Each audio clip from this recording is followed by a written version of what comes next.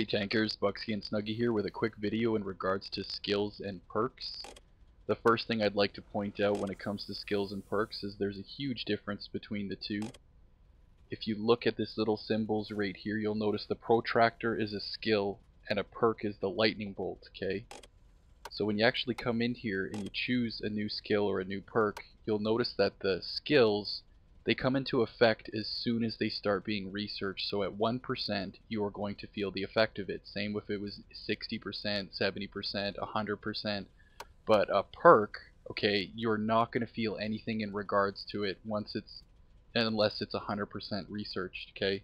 So I see a lot of people, the first things that they like to research in the game would be Sixth Sense or Brothers in Arms, and I find that to be a little bit crazy because it basically works out to about, I think, an average of about 90 or 100,000 experience. Don't quote me on that. Before it's actually fully researched. So what I personally do, and what I think every other player in the game should be doing, is researching a skill first, right? For your first, if you're on your first skill or first perk, I would highly recommend repairs. Make sure it's a skill so that even if it's at 10% or 20%, you're actually feeling the effects of it. Because eventually, once it's 100%, your best way is to switch it to a good perk. Okay, personally, I like to go for Brothers in Arms first. I think that's a great perk because it gives you 5% in regards to almost everything. You can shoot a little bit faster, aim a little bit faster. It seems to bonus with your acceleration. Another really good one would definitely be Sixth Sense. Okay, so on this tank here, I've fully researched repairs. That was the first one I went for. As soon as it was done, I spent the 10 gold, and then I switched it to Brothers in Arms. Boom, I jump right back onto repairs again. I start researching that. So now that it's done, I'm basically going to switch it over to Sixth Sense because I want to know when people have me spotted and when I'm up on the enemy maps. It really can change your playstyle.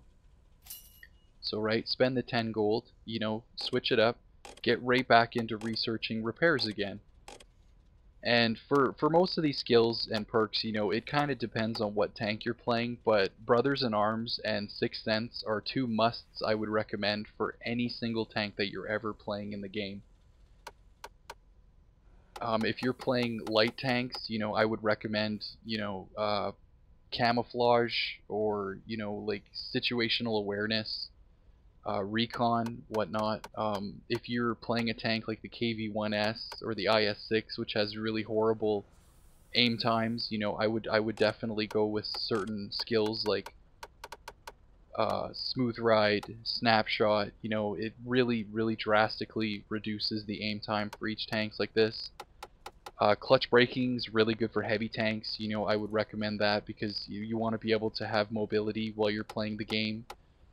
Tanks with great camo values though, like scout tanks and TDs, camouflage is definitely a must. Let's see, off-road driving, that really helps with your acceleration. For a tank like the IS-7, if you look at the IS-7, the top speed is actually really nice. It's 60 kilometers per hour, but honestly on flat ground you're never really going to feel it. It basically goes 60 clicks when you're going downhill.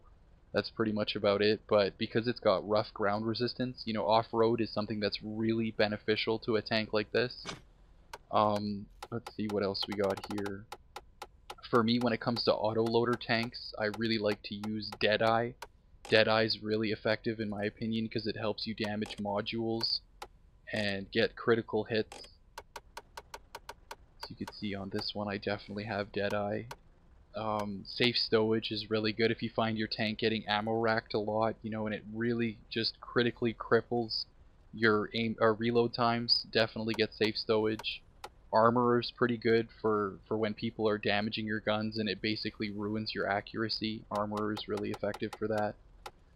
In the video description below, I will be listing the exact values of each skill and of each perk. But yeah, I thought I'd really throw this out there because I see on other people's YouTube videos and whatnot too, they're, like the first perk or skill that they're researching would be Sixth Sense. And I find that to be very strange because, like I said, you're not going to feel the effects of that until it gets to 100%.